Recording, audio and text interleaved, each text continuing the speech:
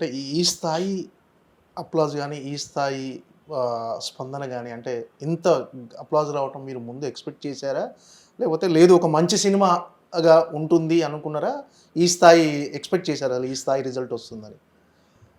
ఆహ్, అంటే ఓవరాల్‌గా ఒకటే టాక్. అదే. అదే. అదే.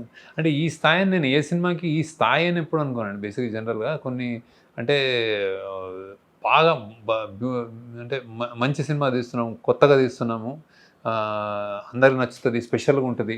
అండ్ ఇంకోటి ఓటీటీలో ఈ మధ్య బేసిక్‌గా చాలా అవేర్‌నెస్ పెరిగిందేమో అని ఎక్కడో అవును. నాకు ఒక కాన్ఫిడెన్స్ అదొకటి ఉంది బేసిక్‌గా అంటే.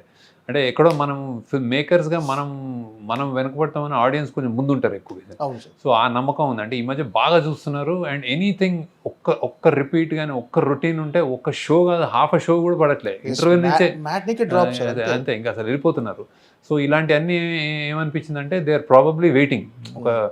ఎక్కడో ఆడియన్స్ అందరూ వేరే వేరే చూసేసి ఓటీటీలో వాళ్ళ మనసు గాని, మైండ్ గాని, వాళ్ళ టేస్ట్ గాని ఎళ్ళిపోయినాయి ముందుకి. మనం ఎక్కడైనా వెనకబడుతున్నామో అన్నది ఒక కాన్ఫిడెన్స్ ఉండింది.